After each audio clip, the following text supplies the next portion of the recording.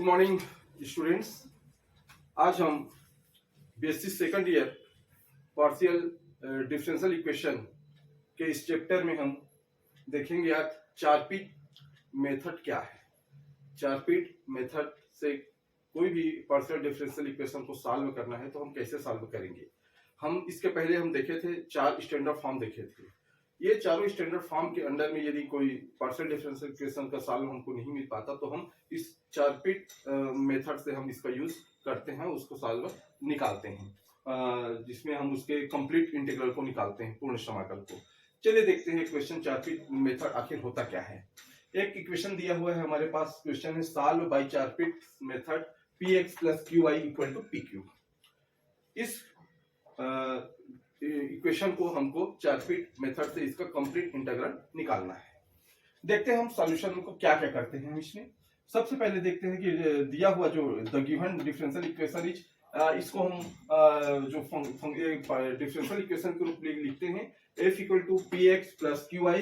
इसको इधर हम लोग ट्रांसफर कर लेते हैं, पक्षांतर कर लेते हैं तो माइनस pq इक्वल टू 0। ये इक्वेशन नंबर 1 हो गया। f equal to px plus qy minus pq equal to 0, जो कि हमने यहां से लिया है इक्वेशन नंबर 1। अब हम इस पार्शियल डिफरेंशियल इक्वेशन का with respect to x y z p q, इस इक्वेशन नंबर 1 को हम पार्शियल डिफरेंशियल इक्वेशन निकालेंगे x y z p और q के सापेक्ष अलग अलग। देखते हैं क्या क्या आता है। इसको हम यदि x के सापेक्ष इसका पार्शियल डिफरेंशियल इक्वेशन निकाले तो del f upon del x, ये दोनों आपके कांस्टेंट हो जाएंगे, तो ये वाला जो वैल्यू हो जाएगा वो p आ जाएगा, ये p, बाकी सब 0 हो जाएंगे। इसी प्रकार यदि y के सापेक्ष इसको करते हैं तो y वाला टर्म बचेगा, बाकी सब 0 हो जाएगा, तो del f upon del y equal to q हो जाएगा। ये थर्ड है del f upon del z। चूंकि यहाँ z वाला टर्म्स नहीं है, इसलिए इसका जो डिफरेंशियल इक्वेशन होगा वो कितना हो जाएगा, 0 हो जाएगा। अब इसको p के सापेक्ष करते हैं। p के सापेक्ष करेंगे तो यहाँ से देखते हैं p कहाँ कहाँ पर है, यहाँ पर p है और यहाँ पर p है, यहाँ पर ये दोनों जगह। तो ये इस del f upon del p, यहाँ इस p का हो जाएगा, अब तुम्हारा p के सापेक्ष करेंगे तो p का 1 हो जाएगा तो x, यहाँ p के सापेक्ष करेंगे तो p का 1 हो जाएगा तो माइनस q, तो del f upon del p equal to x minus q। इसी प्रकार q के सापेक्ष करते हैं तो q कहाँ देखिए इन दोनों जगह में q है, दोनों में, तो ये हो जाएगा del f upon del q, तो ये वाला जो टर्म 0 हो जाएगा। इसका डिफरेंशियल इक्वेशन निकालेंगे तो ये q का 1 हो जाएगा, बचेगा y, यहाँ आपका q का 1 हो जाएगा, बचेगा p, तो y माइनस p इसका डिफरेंशियल इक्वेशन। तो ये हमने सभी टर्म्स का x y z p के सापेक्ष इस इक्वेशन नंबर 1 का हमने पार्शियल डिफरेंशियल इक्वेशन निकाल लिया। अब एक चीज इंपॉर्टेंट है यहाँ पर, जो चारपीट मेथड में एक उसका ऑक्सिलरी इक्वेशन होता है, ये बहुत इंपॉर्टेंट है, यही मेन इसका बेस है। इस ऑक्सिलरी इक्वेशन को चारपीट मेथड का आपको बिल्कुल याद करना है।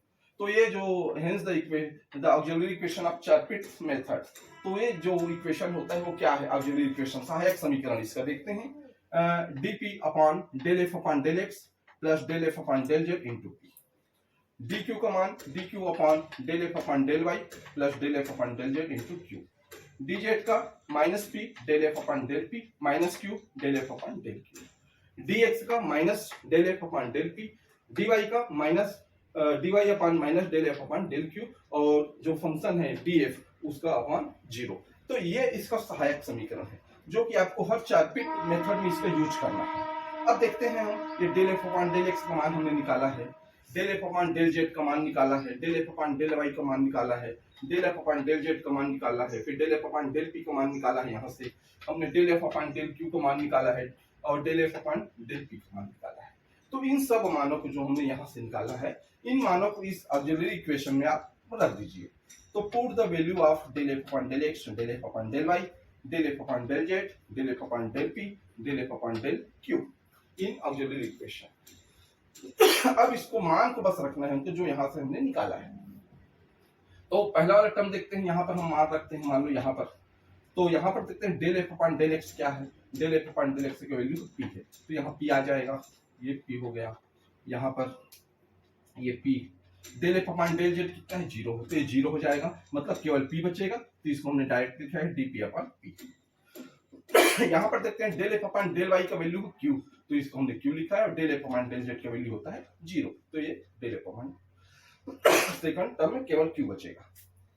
थर्ड है डीजेड। डीजेड में हम देखते हैं कि माइनस पी हो गया, del f upon del p का वैल्यू देखते हैं, del f upon del p, तो del f upon del p x minus q हो गया है, तो एक्स माइनस क्यू और ये माइनस पी है, इसको रख दिए। यहाँ पर del f upon del q ये वाई माइनस पी होता है, तो ये वाई माइनस पी हमारा रख दिया, हमने ये मान रख दिया। थर्ड है इसके बाद d x upon del f upon del p, तो del f upon del p का मान है एक्स माइनस क्यू, तो एक्स माइनस क्यू के यहाँ पर रखते हैं। यहाँ पर चूंकि पहले से माइनस है, यहाँ पर पहले से माइनस है और मान एक्स माइनस क्यू है, तो चिन्ह में मल्टीप्लाई होगा तो माइनस एक्स प्लस क्यू हो जाएगा, तो क्यू माइनस एक्स यहाँ पर हो जाएगा। इसी प्रकार d y upon minus del f upon del q, तो minus del f upon del q का वैल्यू वाई माइनस पी है, ये ऑलरेडी पहले से माइनस है यहाँ पर, तो माइनस यहाँ मल्टीप्लाई होगा तो ये माइनस पाई हो जाएगा और ये प्लस पी, मतलब पी माइनस पाई, तो इसको हमने पी माइनस वाई लिखा है। और लास्ट है आपका डी एफ अपॉन जीरो, तो ये हमने मान रख दिया। अब इसको हम आगे देखते हैं। टेकिंग फर्स्ट टू रेशियोज, ये दो रेशियो को पहले लेते हैं, पहले दो अनुपात है उसको ले लिए और हम देखते हैं कि डी पी अपॉन पी और डी क्यू अपॉन क्यू। तो यहां से अब इसका इंटीग्रेशन करते हैं, ऑन इंटीग्रेशन वी गेट, तो इसका इंटीग्रेशन करेंगे तो हमको क्या प्राप्त होगा, तो इनका इंटीग्रेशन करते हैं तो ये किस फॉर्म में है, one upon P D P upon P, और ये इसका इंटीग्रेशन हम लोग जानते हैं, इसका इंटीग्रेशन इस प्रकार से होता है d x upon x equal to log x होता है, तो इस मेथड से ये log x log p हो जाएगा, ये log q हो जाएगा, और यहाँ पर थर्ड पार्टी है नहीं तो अचर के रूप में लिखते हैं इसको log a, तो ये जहां पर आर्बिट्ररी कांस्टेंट है यहाँ पर। अब इसको यहाँ पर log को यदि तीनों टर्म से हटा दें हम, तो ये हो जाएगा p इक्वल टू log हट जाएगा तो q इंटू a, क्योंकि p equal to q into a, log m plus m into n होता है, तो यहाँ से ये हो गया। तो जहां पर a क्या है, आर्बिट्ररी कांस्टेंट है। इसके बाद आगे देखते हैं, put the value of p in equation 1। अब p का वैल्यू आया है qa, इसको इक्वेशन नंबर 1 यहाँ पर इस इक्वेशन नंबर 1 में हम p का वैल्यू रखते हैं, तो p का वैल्यू हम जानते हैं qa है, तो p की जगह में qa लिखेंगे, यहाँ p की जगह में qa लिखेंगे, तो ये जो हमारा जो इक्वेशन होगा वो इस प्रकार से होंगे। देखो यहाँ पर px, तो ये जो इक्वेशन है वो आ जाएगा हमारा q ax plus y equal to a q का स्क्वायर। यहाँ पर आप मान रखोगे p का, तो ये इस रूप में आएगा p q a q x। ये देखो यहाँ पर हम लोग p का वैल्यू रखते हैं q a, p की जगह में a q रखेंगे तो a q x, ये a q x हो जाएगा यहाँ पर, तो ये a q x plus q y है तो q y हो गया। थर्ड टर्म में यहाँ पर माइनस पी क्यू है, तो माइनस पी क्यू में देखते हैं p का मान है यहाँ पर q और a है तो q स्क्वायर ये हो गया, तो q स्क्वायर ये हो गया, ये हमने मान यहाँ पर रख दिया इक्वेशन 1 में। अब इसको और आगे सॉल्व करेंगे, तो आगे सॉल्व करते हैं, देखो q दोनों तरफ है तो एक q और एक q कट जाएगा, तो बचेगा यहाँ से q equal to a x plus y upon ये वाला q नीचे आ जाएगा, यहाँ पर a वाला नीचे a और ये q से q कट गया, तो q equal to a x plus y upon a। अब यहाँ पर से हम एक चीज और निकाल सकते हैं कि p equal to a x plus y होता है, p equal to a x plus y, क्योंकि a q का वैल्यू जो होता है वो p होता है, तो इसको हम p के बराबर ए एक्स प्लस वाई को लिख सकते हैं। अब यहाँ पर देखते हैं एक इक्वेशन, अब जैसे हमने ये वाला चार्पिट मेथड का फर्स्ट है ऑक्सिलरी इक्वेशन, तो सेकंड इसका इंपॉर्टेंट टर्म्स है d z equal to t d x plus q d y. इस फॉर्म में हमको मान को रखना है, इसको सॉल्व करना है। इस फॉर्म में p और q का मान रखेंगे हम, उसके बाद इसका इंटीग्रेशन करेंगे। तो देखते हैं d z equal to p d x plus q d y, ये दिया हुआ है हमको पहले से चार्पिट मेथड में है ये। अब मान रखते हैं d z equal to p का वैल्यू है ए एक्स प्लस वाई, यहाँ से निकले p equal to x plus रख दिए तो a plus y d x. अब ये y, उसके y का लास्ट वाले टर्म में देखते हैं q into d y, q का वैल्यू इतना है, देखो q का वैल्यू यहाँ a x plus y upon a, तो a x plus y upon a into d y, तो ये वैल्यू हमने रख दिया यहाँ पर आपका q का मान, p और q का मान हमने इस इक्वेशन में रखा है। इसके बाद देखते हैं अब इसको सभी टर्म में a का मल्टीप्लाई करने पर, सब टर्म में यहाँ भी और यहाँ भी इसको मल्टीप्लाई करते हैं, देखो तो ये a के साथ मल्टीप्लाई होगा तो a डी जेड हो जाएगा, इंटू इसके साथ मल्टीप्लाई होगा a into a x plus y d x हो जाएगा, और यहाँ से मल्टीप्लाई होगा तो a और a कट जाएगा, तो ये बचेगा a x plus y into d y. इसको और आगे सॉल्व करते हैं तो a डी जेड ये हो गया। ये वाला जो टर्म में देखते हैं ए एक्स प्लस वाई और एक्स प्लस वाई दोनों में कॉमन है, तो कॉमन निकाल लिए एक्स प्लस वाई, बचेगा क्या a d x plus d y, तो a d x plus d y ये आपका कॉमन निकाल लिया। अब यहाँ पर a d z equal to इतना आया। अब यहाँ से हमारा डी भी कॉमन निकल रहा है तो डी कॉमन निकाल ली, तो यहाँ डी कॉमन निकाले एक्स प्लस वाई। तो ये वाला जो फार्मूला है इसका इंटीग्रेशन कर लेते हैं। अब ये जो निकल गया इसका इंटीग्रेशन कर लेंगे। अब इसका इंटीग्रेशन कैसे होगा, हम देखते हैं कि ए एक्स प्लस वाई, ए एक्स प्लस दोनों समान पद हैं, तो इसको हम मान सकते हैं, मान लीजिए ए एक्स टर्म है और ये आपका एक्स है, तो एक्स डी एक्स होता है। और हम लोग जानते हैं कि एक्स डी एक्स का यदि हम इंटीग्रेशन करें तो इसका वैल्यू आता है x square upon two, x square upon two होता है। तो यही मान हमको निकालना है।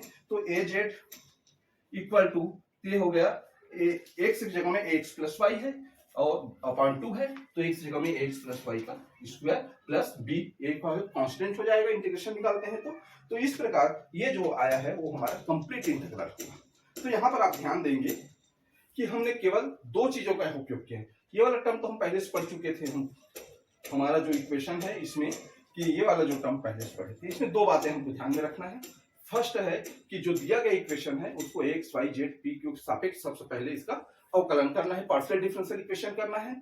उसके बाद एक ऑक्सिलरी इक्वेशन होता है चार-पीट मेथड का, इस ऑक्सिलरी इक्वेशन को बिल्कुल आपको याद रखना है, बिल्कुल रटा हुआ होना चाहिए इक्वेशन। और फिर ये जो निकाले हैं हमने इसी मान को सबको इस यहाँ पर पुट करना है।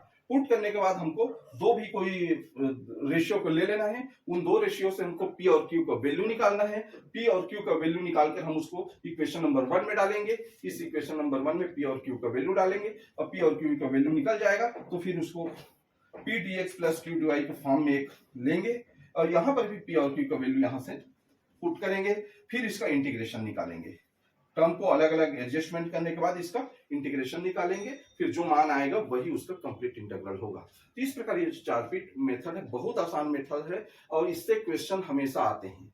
बहुत इंपॉर्टेंट एक टॉपिक है ये चार-पीट मेथड का है और हर साल इसमें का क्वेश्चन एकदम इंपॉर्टेंट है और आता ही है, इसलिए इसको आप टर्म्स को देख लीजिए। एक दो क्वेश्चन और करेंगे इसके बाद। आशा करता हूँ कि ये जो चार-पीट मेथड है आपके समझ में आया होगा। तो इस प्रकार ये वीडियो लेक्चर हम आज के यही समाप्त करते हैं। नेक्स्ट वीडियो में आपसे जरूर मिलेंगे और एक नए क्वेश्चन के साथ मिलेंगे। और मेरा जो चैनल है बिल्कुल फ्री चैनल है, तो अधिक से अधिक आप शेयर करें, सब्सक्राइब करें, लाइक करें।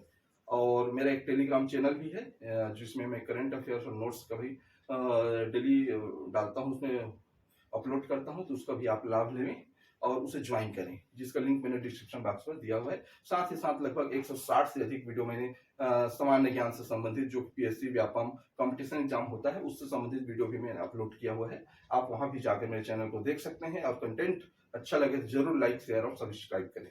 Thank you.